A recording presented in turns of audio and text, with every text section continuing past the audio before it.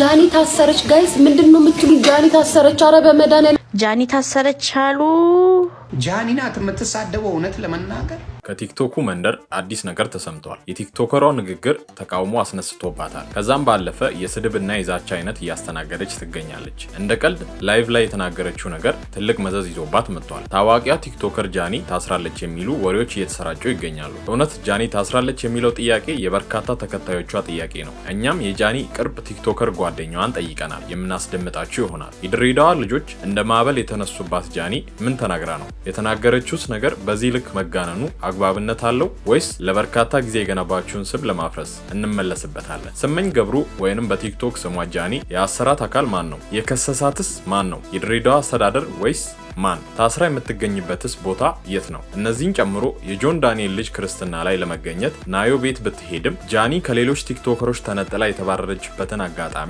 በዚህ ቪዲዮ እነግራችኋለን። እስከ መጨረሻው በመቆየት በርካታ መረጃዎችን ያድምጡ። ለቻናላችን እንግዳ ከሆናችሁ ሰብስክራይብ በማድረግ ቤተሰቡ ነው። ቪዲዮን ላይክ እና ሼር አድርጉ እያልን በቀጥታ ወደ ቪዲዮ እናልፋለን። ታዋቂዋ ቲክቶከር ጃኒ ከሰሞኑ ባደረገችው ንግግር ሳቢያ ታስራለች የሚባሉ ወሬዎች እየወጡ ይገኛሉ። ምንም እንኳን ይህ ነው ተብሎ በይፋ የተናገረ አካል ባይኖርም የመታሰሯ ነገር ከቅርብ ቲክቶከር ጓደኞቿም ጭምር እየወጡ ይገኛሉ። ለመሆኑ ጃኒ ምን አድርጋ ነው? ምን አጥፍታ ነው የታሰረችው? እዛ ሺቲ ነው የሚለብሱት ለምንድን ነው ማለት ለምን ነው የምትጠይቀኝ የሚሉ ችኮች ናቸው። ገባ ለምን ጠይቃለሁ አይነት ይህ ንግግሯ የድሬዳዋ ልጆችን በጣም ያስቆጣ ንግግር ነበር። ጃኒ እንዲሁ በጨዋታ ማል የተናገረችው ነገር መዘዝ አምጥቶባታል። የተናገረችው እንደ ግለሰብ ሳይሆን እንደ ማህበረሰብ ስለነበር የድሬዳዋ ወጣቶችን በእጅጉ ያበሳጫቸው ጉዳይ ነበር። ከወራት በፊት ከሌሎች ታዋቂ ቲክቶከሮች ጋር ለመዝናናት ድሬዳዋ እንዲሄዱ ታውቋል። ታዲያ በዚህ አጋጣሚ ያየችውን ነገር በገጠመኝ መልኩ ላይቭ ላሉ ጓደኞቿ በምታብራራበት ሰዓት ነበር ይህ ንግግሯ ሪከርድ ተደርጎ የወጣው። በዚህ ንግግሯ ከዚህም ከዚያም የስድብና የትችት ናዳ የወረደባት ጃኒ በርካታ የድሬዳዋ ልጆች በተገኙበት ላይቭ እና በራሷን በሰራችው ቪዲዮ ነበር ይቅርታ የጠየቀችው። ይሄ ቪዲዮ የይቅርታ ቪዲዮ ነው። ቪዲዮ ረጅም ነው፣ ተቆርጦ ነው የተፖሰተው። ቢሆንም ግን ቃላቱ ልክ አልነበረም። እናንተ ልክ ናችሁ እና በጣም ይቅርታ ከልቤ ነው። ቢሆንም ግን ይህ ይቅርታ ያልተዋጠላቸው የድሬ ልጆች በስድብ እና በተለያዩ ቃላት ሲያብጠለጥሏት ተመልክተናል። የድሬዳዋ ሴቶች ያወረደች ሴት እኛ ምርጦችን ያወረደች ዱቄታ እቺ ሜካፓም እቺ እንጨት። ጃኒ ስለተናገረችው ነገር ይቅርታ ጠይቃለች። ከይቅርታ በላይ ምን አለ? ልጅነት አታሏት የተሳሳተ ነገር ብትናገርም ጥፋቷን አምናለች። ስለዚህ ከዚህ በላይ ሌላ ዓላማ ከሌላችሁ በስተቀር በሶሻል ሚዲያው ወሬው እንዲቆይ ለምን ተፈለገ በሚል ከሳሾቿን የሚተቹም አልጠፉም። ጃኒ ለበርካታ ዓመታት የገነባችውን ስም እንዲሁም ተወዳጅነቷን ለማጠልሸት የተሰራ ስራ ነው ሲሉ የሚሟገቱላትም አልጠፉም። በዚህ ጉዳይ ላይ በቅርቡ ወደ እውነተኛው ሃይማኖት መጥቻለሁ ያለው ዮኒ ማኛ ስድብ ትቻለሁ ባለማግስት እንዲህ ድጋሚ የድሬዳዋ ልጆችን ባስቆጣ ንግግር ተከስቷል። በስድብ ድሬዳዋ ትታወቃላችሁ። እናት እንዲቱን አባት እንዲቱን ኤቨሪባዲ ነው። የሐረር ልጅና የድሬዳዋ ልጅ በጣም ልቅ ናቸው። የሆነው ሆኖ የተወዳጇ ቲክቶከር ጃኒ ጉዳይ መነጋገሪያነቱ ቀጥሏል። እንደታሰረችም አንዳንድ ያልተረጋገጡ መረጃዎች ይወጡ ይገኛሉ። በእርግጥ እንደ ማህበረሰብ አንድም ማህበረሰብ ጠርቶ ያልተገባ እንዲሁም የማይወክልን ነገር መናገር ወንጀል ነው። እውነት ነው። በየቦታው ጃኒ በጠቀሰችው ልክ የሚሆኑ ጥቂት ግለሰቦች ይኖራሉ። ይህ ማለት ግን ሁሉም የአንድ ማህበረሰብ አካባቢ ህዝብ እንዲህ አይነት ልማድ አለው ማለት ይከብዳል። በሌላ መልኩ ደግሞ ሁሉም የማህበረሰብ አካል ጨዋ ነው ማለት ከእውነት ጋር መጣላት ይሆናል ብለው ነገሩን ለማብረር የሚሞክሩ ሚዛናዊ ሰዎች ይገኙ። በሰዓቱ ላይቭ ቁጭ ብለው ጃኒ ይሄን ሁሉ ስትናገር ከሚያደምጡ ጓደኞቿ መሃል ሌላኛው ታዋቂ ቲክቶከር ናሆም ፎንቲ ይገኝበታል። እንደ ጃኒ ሁሉ ከድሬዳዋ ወጣቶች ትችት ሊያመልጥ አልቻለም ነበር። በቀጥታ ይሁን በተዘዋዋሪ ከጃኒ ንግግር ጋር ግንኙነት ነበረው። በጃኒ ያልተገባው ንግግር ላይ የፌዝ የሚመስል ሳቅ እየሳቀ የጃኒ ንግግር በሚደግፍ መልኩ ስቀሃል በመባል እየተተቸም ይገኛል። በተራው ናሆም ፎንቲም የድሬዳዋ ልጆች በተገኙበት ላይቭ ላይ እንዲህ ሲል ተናግሯል።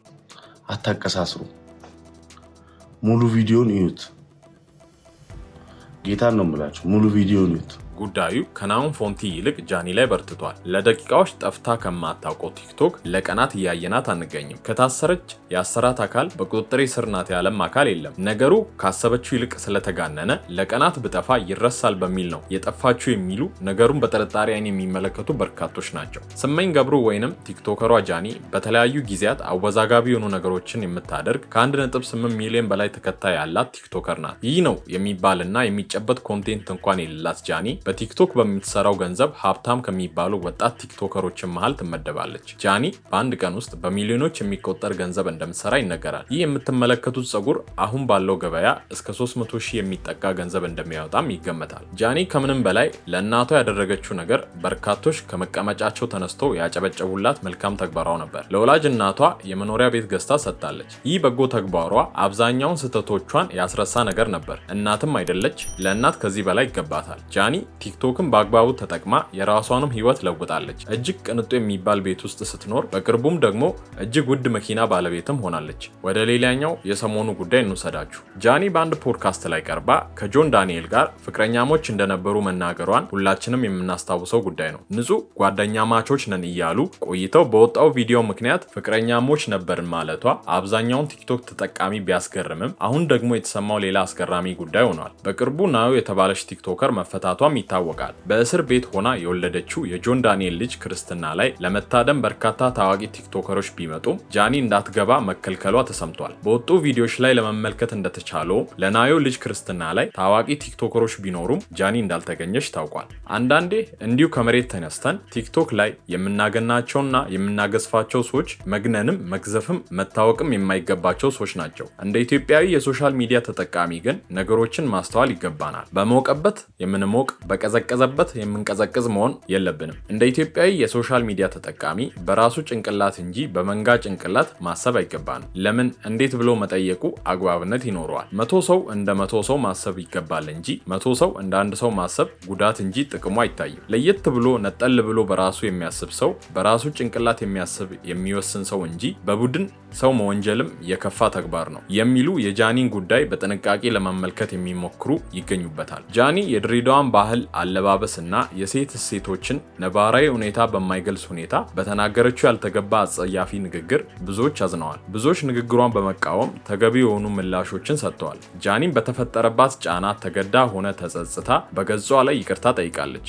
መልካም ነው። በተደጋጋሚ እንደሚታየው የድሬዳዋ ነዋሪ ረሃ ነው ሲባል ቁም ነገር አልባ ተደርጎ ማየት፣ ፈታ ነው ሲባል ከጫት ሱስና ከወሲብ ነክ ነገሮች ጋር አገናኝቶ ማየት፣ እንዲሁም ጭንቅ አይችልም ሲባል ከስንፍናና ከዓላማ ቢስነት ጋር ማገናኘት በቅንነት ሆነ በተሳሳተ ትርክት ለድሬዳዋ ሰው የሚሰጡ አሉታዊ ምስሎች መገለጫዎች ሆኖ ቀጥለዋል። ስለ ድሬዳዋ የሚሰሩ ፊልሞችን ጨምሮ ጃኒ የዚህ የተሳሳተ ትርክት ውጤት ለመሆናቸው ብዙ ማለት ይቻላል። መፍትሄው የድሬዳዋን አቧራ በማራገፍ የከተማዋን እውነተኛ ማንነቶችን ማሳየት ያስፈልጋል። ድሬዳዋ ማነች? የከተማዋ እውነተኛ መገለጫዎችስ ምንድናቸው? ድሬዳዋ ለኢትዮጵያ ምን አበረከተች? ድሬዳዋ ከተማ እነማንን አፈራች? አሁንስ ምን እየተሰራ ይገኛል? በሚሉና በተለያዩ የከተማውን የውል እውነቶችን በሚገልጡ ስራዎች ላይ በስፋት መስራትና ማሳየት ያስፈልጋል እያልን የዛሬውን ቪዲዮ እዚህ ጋር እናበቃለን። በቀጣይ እስክንገናኝ በሰላም ቆዩ።